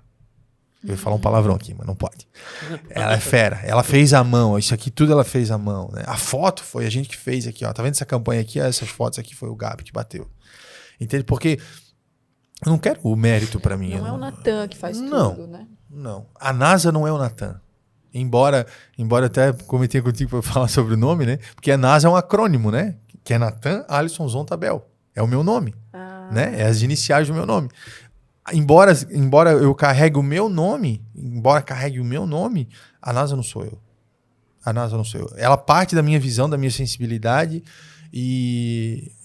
só que ela é construída a partir da visão, da experiência, da vivência de cada um deles. O grande desafio hoje dos negócios é essa questão de transmitir o propósito para os colaboradores, né?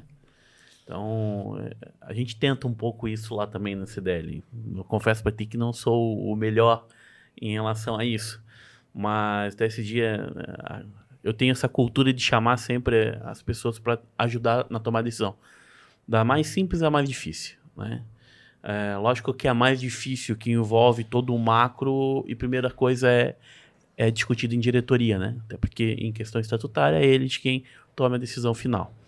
Depois a gente discute internamente. Ou, às vezes, pode acontecer o inverso.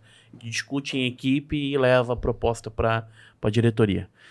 Boa parte, 90%, é assim que acontece, né? E esse tempo atrás a gente estava discutindo sobre algumas tomadas de decisão e a Kátia chegou e falou assim, mas para quê? Eu não preciso responder, não preciso dizer a minha ideia, a minha pergunta. Eu digo, não, é importante a tua percepção. É importante que você traga, né, a tua visão de negócio para que a gente... Até para eu saber também se eu estou indo pelo caminho certo.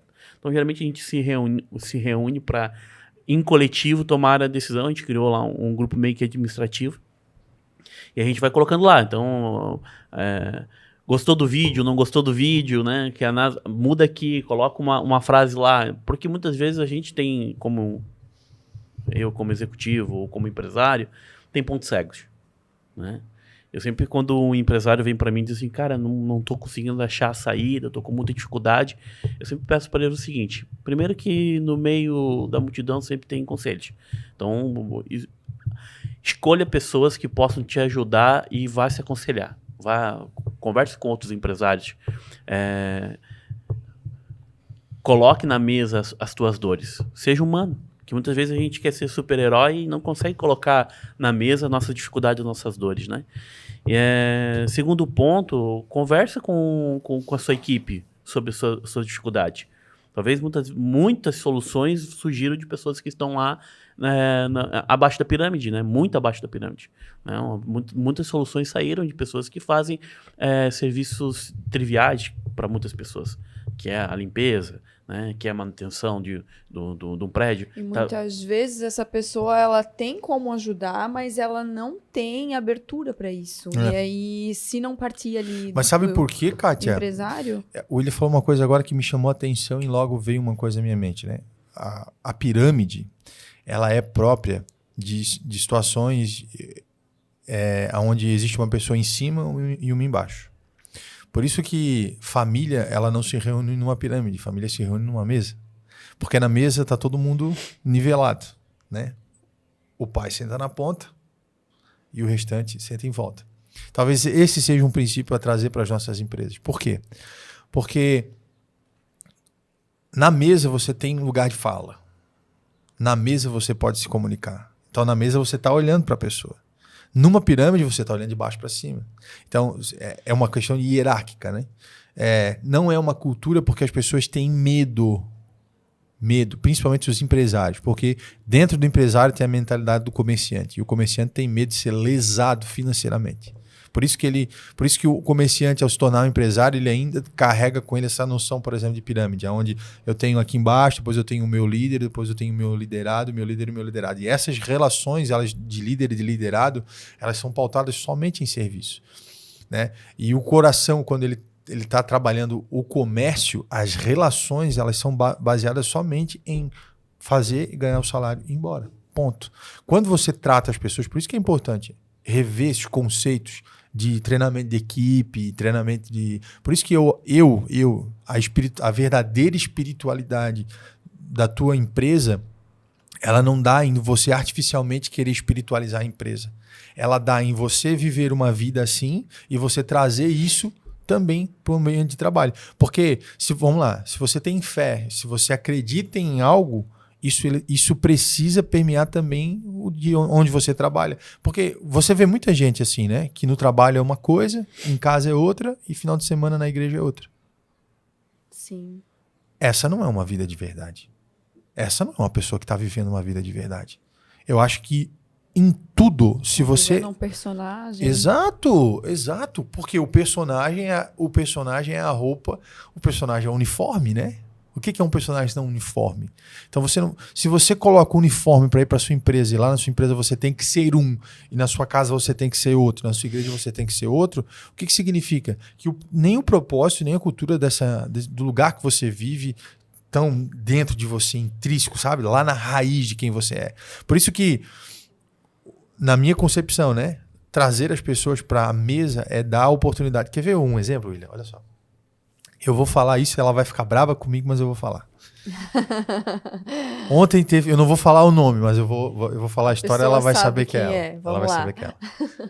Ontem teve um colaborador nosso, uma colaboradora, que quebrou um vaso de um cliente nosso. Foi fazer um serviço fora, né? E quebrou um vaso. E a pessoa ficou desesperada, né? Já pediu desculpe, não sei o quê. E aí quando eu olhei pra ela, assim, ela tava com, né? E aí ela... Por que tá me olhando assim? Eu falei assim, não tô te olhando de jeito nenhum. Eu tô tentando te olhar de um jeito que tu não entenda que eu estou te julgando pelo fato de tu ter quebrado absolutamente nada. Acontece. Tudo certo. Vida que segue. Acontece. E aí ficou por isso. E aí eu fui dormir e isso ficou na minha mente, assim, né? Ficou na minha cabeça, né? Se tu trata essa situação como sendo um empregado, o que um patrão faria? Desconta do salário. A primeira coisa a fazer lá na hora de fechar a folha, ó. A fulana Valezinho. quebrou o vaso. Vou fazer em 10 vezes pra ti, mas vou te contar. Tá entendendo? Tá entendendo? Sim. Em momento algum eu vou te contar isso dela. Momento algum. Por quê? Porque se fosse na minha casa que meu filho quebrasse, eu não ia te contar dele. Entendeu? Uhum. A liberdade que essa pessoa tem na minha empresa, na minha vida, na minha família, ela é igual lá na minha casa, ela tem essa liberdade, ela sabe disso. Na minha empresa ela tem, e fora, como amigos e tal, ela também tem. Então, Natan, mas cara, tu pode falar o que for pra mim. É o que eu entendo. É a forma como eu vejo. Eu posso... Porque as pessoas, elas medem pelo dinheiro. Elas medem aquilo pelo prejuízo financeiro que aquilo vai dar. Mas o fato de eu acolhê-la vai transformar a minha relação mais forte. E não é pelo dinheiro. É para que ela entenda que ela está em casa. Para que ela entenda que ela está em casa. Isso, essa questão do pertencimento, né? E você consegue ganhar o coração do colaborador, mas a gente fica assim, ó. as grandes marcas fazem, eu comentei do brand, do posicionamento de marca, construção de marca ali, né? Em relação à música.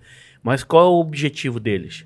É ganhar o coração do cliente, Sim, do consumidor. sim, Entendeu? sim. Só que a gente esquece que o primeiro cliente do nosso negócio não é quem tá lá fora, Sim. é quem tá aqui dentro. É o primeiro que vai fazer a Então, propaganda, o né? grande desafio nosso lá, e voltando de novo aqui na questão da CDL, sempre é, tipo assim, a CDL já me ganhou, tem meu coração, entendeu? Então, o grande desafio é fazer com que os colaboradores que estão lá também, né, ela como entidade consiga ganhar o coração deles, entendendo do propósito que ela tem, do grande feito que ela faz. Então, por exemplo, tu comentasse ali, numa conversa com o William um dia, ele disse, tá se perdendo, né, deixando teu talento sendo enterrado e tal. Isso foi aonde? Isso foi num evento corporativo da CDL, entendeu? Que fosse lá prestar um serviço de música, na verdade. Na verdade, eu acho que foi as duas coisas, né? Foi. Eu extraía você para fazer a música e já fazer vídeo também, né? E aí, um dia eu cheguei assim, pô, você tem que escolher qual dos dois caminhos você quer andar. As duas coisas não tá dando certo, entendeu? E foi uma direção de Deus na minha vida, porque hoje a música, eu uso a música apenas para evangelizar, né? E para cantar para Deus. Hoje a música é isso para mim, entendeu? Eu sempre quis esse lugar, mas sempre tive muito medo, porque a música também me trazia sustento financeiro. E hoje eu não dependo mais da música, né? Hoje eu não dependo de música para sobreviver, no sentido de trazer sustento para minha casa, para os meus filhos, porque hoje a NASA, ela supre essa necessidade, né, da nossa casa. E a gente, como empresa, um dos nossos propósitos é abençoar, né? Então, por exemplo, então hoje eu posso empregar pessoas e eu entendo que eu também estou abençoando a vida delas, entende? Então, eu parto desse princípio, né? E é por isso que, vamos lá, essa questão de, às vezes, até descontar, né? Essa é a mentalidade do comerciante, porque ele sente que ele vai ter um prejuízo financeiro. Mas o empresário, que é empresário de verdade, ele vai querer o coração do colaborador. Ele não vai... Então, eu vou gerar uma confiança no meu relacionamento com o meu colaborador e isso vai criar raízes, né? Isso vai criar raízes. Em qualquer outro contexto, eu tenho certeza que seria descontado. Entendesse? Mas eu nunca fui empregado de ninguém. Então, eu não quero que ninguém chegue aqui no meu negócio e diga o que eu tenho que fazer. Entendeu? Não, tu tens que... Cara, quem decide isso sou eu. E quem vai arcar com as consequências disso sou eu.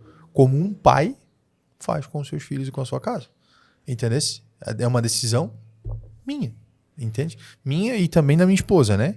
Ela é diferente em relação a mim. A gente tem um equilíbrio em relação a isso, né? Mas nesse sentido ela pensa igual. Show de bola. Que bom. E é isso aí, Nathan. Quero fazer uma pergunta que tá aqui já para me realizar, referente lá ainda a Musicando. Tá? Que me deixou bastante intrigado essa questão. Quando você fizer essa faculdade, tu aprendesse bastante coisas lá diferentes e você não conseguiu aplicar isso dentro da empresa que você trabalhava lá, né? Como colaborador, saiu, resolveu montar o seu próprio negócio e saísse de 4 pessoas, 4 clientes praticamente, para 150. Qual foi esse diferencial? O que fez a tua empresa sair de 4 pessoas a 150 em quanto tempo? Em 2 anos. Em 2 anos. O que você pegou lá da academia que você não conseguia aplicar no privado, no negócio dos outros, fez com que você montasse a Musicando e você aplicou e fez esse crescimento exponencial? Na verdade, nada. Da faculdade, nada. Porque quando eu abri a escola, eu entendi que era um processo completamente diferente do que aquilo que eu aprendia pedagógica e didaticamente. Mas eu vou te dizer qual foi a virada de chave. Quando eu trabalhava empregado na escola, sendo professor de música, numa escola particular, né? Tinha um grupo de violão. Tá? E o grupo de violão era assim, né? Tinha criança que estava tocando comigo há 3 meses, mas tinha criança que entrava agora há 1 mês. E essa criança era inserida nesse grupo de pessoas que já estavam tocando há algum tempo. Aí eu falei, meu Deus, como é que eu vou fazer para essa criança que está entrando agora tocar já numa criança que está tocando há 3 meses, 6 meses, 1 ano? E aí eu desenvolvi um método para fazer a criança tocar violão na primeira aula. Então, em uma aula, eu passava para a criança rapidamente alguns conceitos e um método, ele ia para casa e se ele treinasse todo dia, pelo menos 20 minutos, na próxima aula, no próximo encontro na outra semana, ele estava tocando aquela música. E eu montava um repertório facilitado para que todo mundo que fosse entrando conseguisse já aprender na primeira aula. E em uma semana, em um mês, estava tocando 5, 6 músicas já. Violão. E uma hora eu parei e falei, cara, mas isso aqui é muito bom, cara. Isso aqui é fantástico. Eu apresentei na faculdade esse método. E aí escrevi artigo científico, apresentei o método. Na faculdade, todo mundo ficou impressionado, ficou, pô, que legal, que legal, legal. Dei o ouro pro bandido, como diz o outro, né? Porque os caras começaram a aplicar tudo. Porque o método era muito bom, era muito fácil, fazia as pessoas tocar muito rápido, violão. E aí eu trouxe esse método pra cá. E aí o que começou a acontecer? As pessoas começaram a dizer, pô, cara, vai lá com o Natan, porque em uma semana tu tá Que é tocando o violão. sonho de qualquer pessoa que vai aprender Porque todo mundo, violão, todo né? mundo que ia tocar violão, fazia aula de violão. Quanto tempo pra tocar violão? Ah, uns 3 meses, tá tocando uma musiquinha. Muito tempo. Uma semana. 3 meses. Eu falei, cara, em uma semana tá tocando. Ele falou, o quê? Pô, eu fui lá na outra escola, o cara falou 3 meses. Eu falei, a outra escola é outra escola. Olha, eu fiquei 1 ano pra aprender a tocar uma música inteira e o hino nacional em solo inteiro. 1 ano indo toda semana lá com o violãozinho isso é um emprestado. erro. Isso é um erro. Isso é um erro. Porque o que eu fui percebendo? O aluno, ele tem um monte de coisa durante a semana. Então, o aluno, ele não pode ter, tipo assim, não vai ficar 1 hora, 2 horas em cima do violão. Tem uns caras que são mais encarnados. E esses são os que voam, né? Mas, às vezes, o aluno vai pegar o violão 1, 2 vezes na semana, vai treinar 5, 10 minutinhos e vai voltar pra ti. Tu vai dizer assim, treinar? Se ele falou, então toca. Aí ele não tocava. Aí o que eu fazia? E aí, pelo menos no início da aula, até ajustar o treino dele. E o que aconteceu com isso? As pessoas começaram a vir a procurar. Quando eu percebi que a gente tinha muita gente, o que eu fiz? Eu falei, a gente precisa oferecer diferenciais. Qual é o grande diferencial que eu trouxe da faculdade para cá? Prática em conjunto. Meu aluno vinha fazer aula, mas eu não deixava ele ir embora para casa e voltar, ir embora para casa e voltar. Final de semana tinha prática em conjunto. Essa prática em conjunto eu pegava o aluno de violão, de baixo, de bateria, de guitarra, formavam uma banda e eles ensaiavam a música para tocarem juntos, para ele entender que aquilo que ele está treinando tem uma aplicabilidade na vida real. Senão vira um tocador de quarto, entendeu? Sim. Ele vai ficar tocando violão no quarto e é isso, e a vida não é isso. Ó, deu um insight aqui, ó. Nós vamos fazer os colaboradores da CDL como benefício aprender a tocar música. Vamos tocar tudo junto. Hã? Não, e o Quem vai tocar, cara? É que o Bandeiro? o desenvolvimento musical ele vai além, né? Então, assim, o aluno está se desenvolvendo de forma motora, está desenvolvendo a sua sensibilidade, porque existe uma coisa que Arnaldo Antunes. Bem, agora cantar. Arnaldo Antunes é o nome do educador. Ele vai falar das múltiplas inteligências que são 7. Uma dessas inteligências é a inteligência musical. Tem a inteligência sinestésica, a inteligência matemática, a inteligência linguística. E tem uma dessas 7 inteligências é a musical. Então, ou seja, ele determina que a música ela pode se desenvolver em você como uma inteligência. E você vai perceber pessoas que fazem contas de matemática de cabeça absurdas.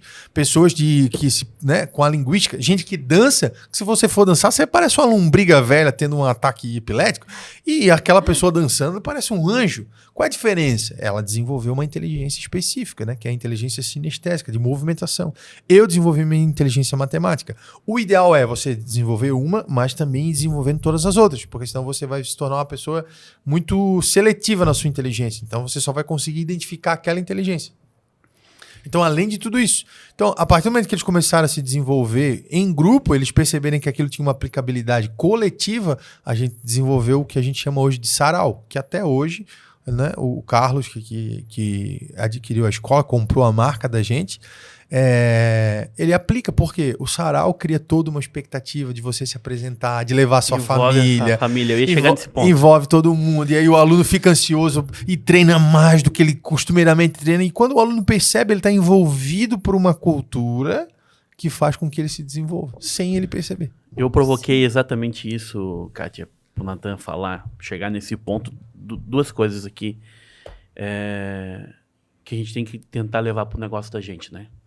Que é essa questão do método, criar um método de entendimento. Processo, né? Um processo, um método de você extrair o melhor das pessoas, né? Extrair o quê? extrair os insights, as ideias, né, a resolução de problema. A gente como líder, né, como dono do negócio, quer resolver tudo sozinho. Não vai dar certo isso, entendeu? Então, criar um método para poder aplicar isso, né? E essa questão que você usou ali, eu acho que foi o grande diferencial da Musicando, e é ainda o grande diferencial, essa questão de trazer todo mundo para dentro de um grupo, né? Sim. Fazer as pessoas se conectarem, Sim. né? Gerar essa relação, né? E o sarau eu sempre olhava assim, né? Eu sempre tinha um desejo assim a hora que desce financeiramente, a hora que desce tempo, agora é o grande desafio de participar. A Ana Cláudia participou há uns 2 anos atrás, praticamente, ou 1 ano atrás, do sarau, foi muito bacana. Foi na pandemia, se não me engano. Nós tivemos assistir online, né? Foi transmitido online. Porque ver toda essa movimentação, né? Que envolvia a comunidade, os pais, Era um evento para 350 sou aprendiz, pessoas, né, de violão, como diz o ditado. O grande desejo de quem vai buscar a aula, né, e vai aprender a música é você mostrar para as pessoas que você ama que você aprendeu aquilo. E a música, para mim, é algo que me conecta muito com Deus, né? É um dos grandes caminhos que Deus usa para falar ao meu coração, né? E também a forma onde a sensibilidade e a criatividade aflora. Quando eu estou com a música, né, estou dentro da música, eu consigo ser mais criativo e consigo ter mais sensibilidade. Sensibilidade. Sensibilidade é a palavra, William, porque assim, ó, nós vivemos num mundo onde as pessoas estão insensíveis à causa do outro. Estávamos ontem em uma reunião e eu perguntei para as pessoas, né, o que é amar o próximo? Né? E aqui talvez assim deixar um ensinamento para o pessoal que está nos vendo. O que é amar o próximo? Né? Jesus manda você amar a Deus sobre todas as coisas e o próximo como a ti mesmo. Você já parou para pensar isso? Agora, imagine a seguinte situação. E é simples você entender o que significa amar o próximo. Uma pessoa necessitada chega no portão da sua casa e ela precisa de uma muda de roupa. Você está precisando de roupa. Qual a roupa que você escolhe no seu guarda-roupa para dar para ela? Geralmente vai lá e pega aquela que não usa mais, a que tá velha. Tá, vamos lá. Agora, Mas não se deve fazer dessa forma. Não é né? que não se deve. Pensa o contrário. Você está no portão lá agora pedindo a roupa. Só que você está pedindo essa roupa para você mesmo. Qual roupa que você vai escolher no seu guarda-roupa? No seu próprio guarda-roupa para dar para você mesmo no portão? A melhor que eu tiver. A melhor que tu tiver. Uhum. Então, as pessoas elas estão insensíveis ao ponto de acharem que, pelo fato dela dar uma roupa dela, a pior, a mais velhinha que ela tinha, dá a roupa dela. Você dá aquela roupa e você volta para sua casa tipo assim, nossa, eu fui uma pessoa boa, eu fiz uma boa ação. Quando eu faço doações, eu sempre tiro algo que eu gosto. Mas assim, o que isso ilustra pra gente? Que amar ao próximo é uma sensibilidade de perceber que se você quer algo bom para você, você também tem que desejar algo bom para aquela pessoa. Se você dá... Quando alguém vai pedir uma comida na sua casa, você teria que ter a sensibilidade a ponto de não de levar uma comida para ela, mas de trazer ela para sua mesa. Sim. Porque verdadeiramente é isso que Jesus nos convida a fazer. Não é você viver de aparência, porque o farisaísmo fazia isso, né? O fariseu é aquele que vai dar a comida e é capaz de ele, ao entregar a sacola, bater uma selfie para mostrar para as pessoas que ele é uma pessoa boa. Sim. E amar ao próximo significa que aquela pessoa que vai te pedir comida, você vai devolver dignidade para ela, você se coloca no lugar dela. Então, se fosse você pedindo comida, na verdade, lá no portão daquela casa, o que você queria? Poxa, se essa pessoa me convidasse para entrar. Se essa pessoa me desse um lugar na mesa dela. E a gente não consegue olhar para o nosso próximo dessa forma. Né? Então, a sensibilidade que nos falta, por isso que ter comunhão com Deus nos devolve essa sensibilidade, sabe? E a gente está muito carente no mundo de hoje de pessoas que pensam e que ajam dessa forma. Não para ganhar holofote, sabe? Muita gente faz isso para ganhar holofote. A gente viu acontecer na nossa cidade. Na enchente, as pessoas, sabe, fazendo mídia ajudando as pessoas, brigando para ver quem é que ia levar a cesta básica para poder bater a selfie e ajudando. Então, tipo assim, de fato, essas pessoas elas não estão fazendo aquilo pelo propósito. Elas estão fazendo aquilo em benefício próprio. E isso você está trocando, é praticamente um comércio. Você está trocando a ajuda por alguém para ganhar notoriedade da sociedade. Isso é comércio, mas a Deus pertence o julgamento. Não estamos aqui julgando ninguém. É bom mas a gente lembrar a pessoa de que ela precisa fazer o bem, mas não precisa fazer dessa forma. Não, exatamente. aconteceu. E principalmente não fazer o bem, não só fazer o bem, mas fazer o bem que você queria que fizessem para você. Isso. Né? Porque essa questão da roupa ilustra bem e isso flagra a gente. Porque, vamos lá, falar é fácil, mas e na hora de fazer? Né? E na hora que você fizer, você vai entender que você tá não, esse é o propósito, de ajudar o próximo. Por isso que aqueles que se entendem como filhos de Deus, eles não estão aqui para fazer com que você se converta. Estão aqui para exercer a justiça. E a justiça de Deus é essa, que a gente ame o próximo como a nós mesmos. Que a gente se coloque verdadeiramente no lugar do outro. A palavra empatia foi tão usada que ela se tornou banal. Mas a empatia é isso. É quando alguém estiver na porta da tua casa te pedindo uma roupa, você não dá a pior, você dá a melhor. Porque você está amando ele como você queria que você fosse amado. Né? Eu tenho uma visão sobre empatia, assim, bem polêmica. Polêmica? Eu gosto de polêmica. Eu uso essa questão da empatia e simpatia. O que a maioria das pessoas tem é simpatia. Sim, são simpáticas aquilo, né? Por quê? Né? Quando alguém bate na minha porta e eu entrego lá a roupa que eu não uso, eu tô sendo simpático. Exato. Agora, quando eu entrego a melhor roupa que eu tenho para aquela pessoa, aí eu tô tendo empatia. E a empatia, geralmente, ela só surge quando você já passou por aquilo. Você já passou por uma necessidade, você já passou por fome, você vai convidar a pessoa para sentar na mesa. Agora, se você nunca passou, você é simpático, você vai entregar um prato de comida. Então, a minha analogia em relação a essas duas... Tá perfeito. Duas palavras. Só que eu acho assim, que ir além, a inteligência, né? A inteligência, o fato de se autoconhecer é ir além, né? Então, quando você tem esse bloqueio pelo fato de não viver a experiência, você busca, no seu autoconhecimento, entender que o quão pobre de espírito você é para você precisar... vamos lá.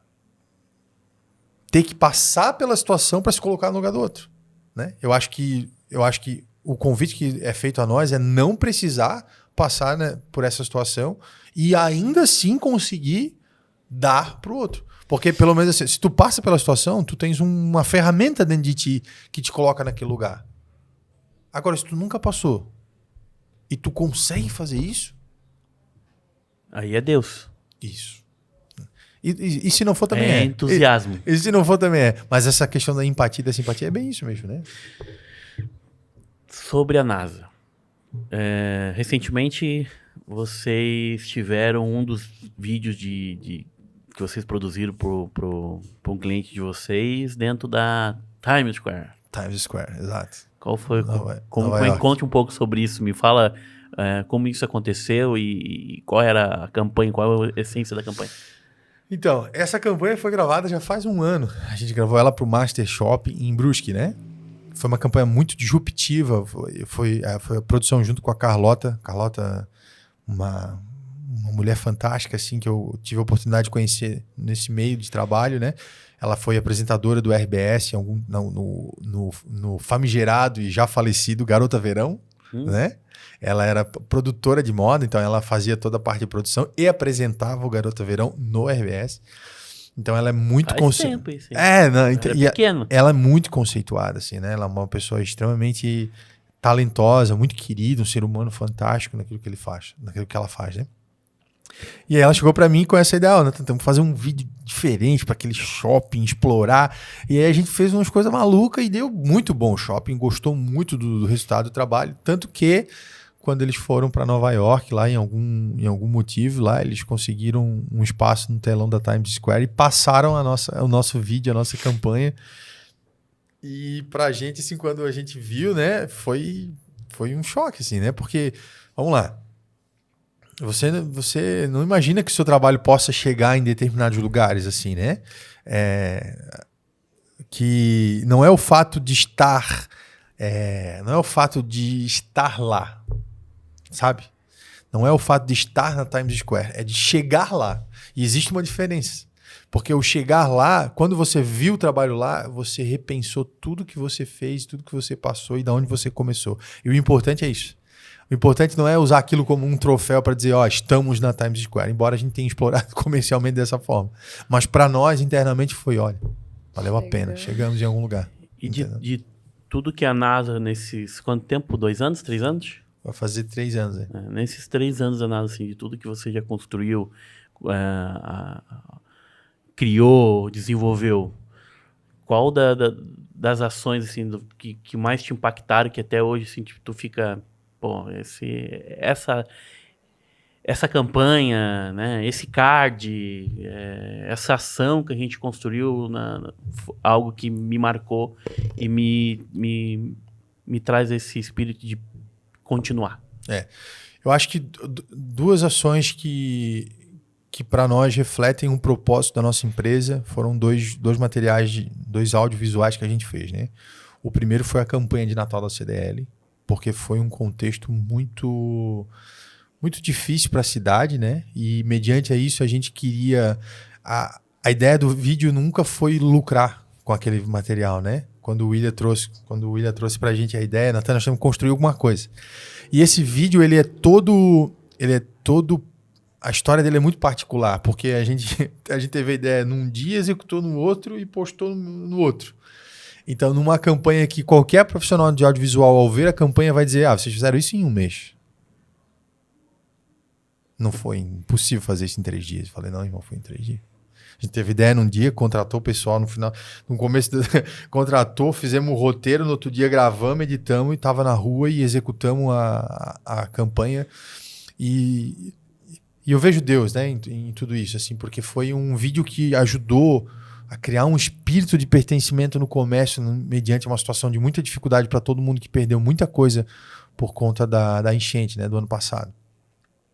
Então, eu acho que quando eu vi aquele material ganhando corpo e impactando as pessoas, e as pessoas devolvendo pra gente, meu, que vídeo lindo, que material, que sensibilidade, que a gente falou, pô, esse é o propósito. Não envolvia dinheiro, não envolvia no sentido, né, a gente não ganhou mais por aquilo, não, foi igual a remuneração como qualquer outro material, só que o resultado, por conta da motivação do nosso coração, foi muito, muito, muito além, né? O William tá aqui, pode falar até melhor do que eu, em nome da entidade, gerou, assim, uma expectativa, foi além das nossas expectativas, né? A gente não imaginava que aquilo ia ter essa repercussão, o reconhecimento de outros veículos de comunicação, de outras pessoas, enfim. Foi muito, muito, muito gratificante fazer parte e construir, junto com a CDL, esse material. Outro material que impactou muito, assim, que me deixou muito contente também pela repercussão e pela nobreza, né, do propósito, foi o vídeo que eu construí junto com os escoteiros para vender o golzinho do Padre Edgar, né? Esse foi um material que eu não gosto de falar, mas eu acho que cabe aqui na situação, né? A gente ofertou para o grupo, né? A gente não cobrou absolutamente nada. E o grupo me deu, assim como o William também me deu, né? O William sempre me dá essa liberdade criativa porque ele confia que a gente não vai fazer nenhuma loucura, né? Mas o grupo também falou, Natan, faz do jeito que tu achar melhor. Eu falei, então deixa pra mim. E aí a gente criou toda uma história, envolveu os lobinhos, né? Hoje o meu filho também é lobinho lá junto com os escoteiros, muito por conta dessa experiência também. E a gente desenvolveu um vídeo com eles e foi muito bonito, foi muito... E o vídeo aí conseguiu atingir aí 40 mil visualizações, né? Então, para nossa realidade, sem impulsionamento, sem nada...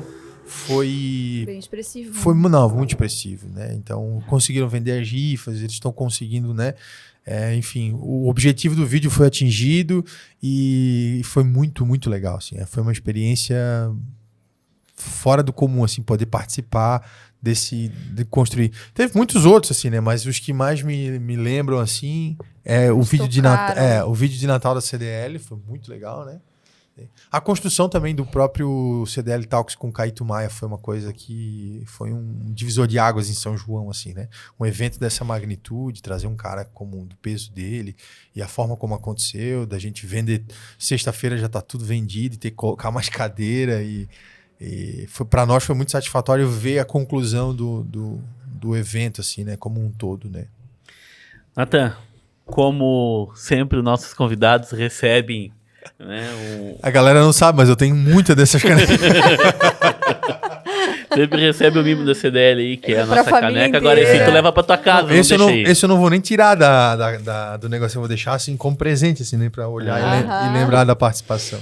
E como de praxe também, a gente sempre pede para os nossos convidados deixar uma mensagem aí de incentivo, de inspiração, de motivação para quem está nos assistindo e ouvindo aí pelas plataformas. Bom, o que eu poderia dizer, assim, mediante a tudo aquilo que a gente já conversou, é que buscar se desenvolver como ser humano, principalmente a sensibilidade, né? Que eu acho que foi uma coisa que a gente falou. A sensibilidade para que você consiga buscar o seu propósito, o propósito da sua vida, da sua família, mas principalmente ajudar aqueles que caminham com você, perto de você, a encontrarem também o propósito deles. Então eu acho que esse propósito é um propósito maior, né? A sensibilidade de ajudar as pessoas que caminham com você a encontrarem os seus propósitos. Porque, vamos lá, uma árvore que não dá fruto, ela morre. Porque o propósito da árvore é dar fruto. Quando você cumpre o seu propósito, você tem vida. As pessoas andam ansiosas, andam depressivas, porque as pessoas elas perderam o propósito. Elas perderam o senso, a sensibilidade de buscar o propósito. E quando você vive e cumpre o seu propósito, né, e vou usar de novo a figura da árvore, que a árvore ela cresce, ela dá fruto, mas quando além dela dar fruto, ela também dá sombra, ela pode ser... talvez um galho possa levar ali um balanço onde vai trazer alegria. Então, quando você cumpre o seu propósito, coisas à sua volta começam a acontecer, a florir. A vida acontece. Então, eu percebo que hoje a ansiedade e a depressão que a nossa geração vive, ela vive por conta de não conhecer, não ter a sensibilidade e não buscar o propósito. E aí, claro, cada um tem o seu, né? E eu entendo, e existe um propósito maior que é a gente nos voltar a ter comunhão com Deus e conhecê-lo como Pai. Eu acho que esse é o propósito principal e a partir daí Deus vai colocar outros propósitos na sua vida para que você como filho possa cumprir. Então, é por isso que eu trago os meus funcionários para a mesa, né? Eu não trato eles como uma pirâmide, porque eu quero que eles estejam sempre ao meu lado e não abaixo e nem em cima de mim. E eu acho que é assim que Deus cria e criou o homem, né? Para que a gente pudesse viver esse propósito e ter essa sensibilidade. Show de bola. Kátia, obrigado por auxiliar, ser a nossa co-host hoje. No lugar do Zé, o Zé tá nos deixando na mão e já nós três já... Abraço, Zé! Pô, Zé, vou dizer que eu vim aqui e tu não estavas aqui, né, Zé? Vamos lá, Zé, vamos participar aí. Mas vou dizer que a co-host aqui, ela cumpriu muito bem o papel dela, né? Eu acho até que vocês podiam... Não vou dizer trocar, porque não vão descartar o Zé, né? Mas Ele vai ficar eu pensei que sentido. vocês iam trocar eu, vocês estão loucos pra trocar. Não, mas assim, um episódio ser a Kátia, outro ser o Zé, um ser a Kátia, né? A gente teve esse insight aí, essa vontade de trazer até a Kátia a gente sempre quer colocar, né? Todo mundo no mesmo... É a sensibilidade do pertencimento, né? No mesmo nível, né? Apesar de eu ter a maior responsabilidade como executivo, mas todos eles ali têm uma participação importantíssima Mas o no processo, pai de uma né? família sempre tem a maior responsabilidade. Com certeza. Obrigado, Kátia. Quero agradecer também a oportunidade. Com certeza a gente aprendeu muito hoje. É uma história bem bacana, bem legal, que vale a pena. Todos os minutos foram bem aproveitados. Fico muito contente com isso. Deixa a gente bastante reflexivo, né? Isso. Como é importante a gente trabalhar essa questão, né? Corpo, alma e espírito, né? Total. Então, nos negócios isso é fundamental. Para você que nos assistiu nesse CDL Talks com o Natan, Abel aqui da NASA, muito obrigado. Não deixe de compartilhar, não deixe de nos seguir, né? Deixe os seus comentários aí, muito importante você estar dando o seu feedback, E a gente está aqui na próxima quinzena com mais um convidado. Até logo. Tchau, tchau. Tchau, tchau.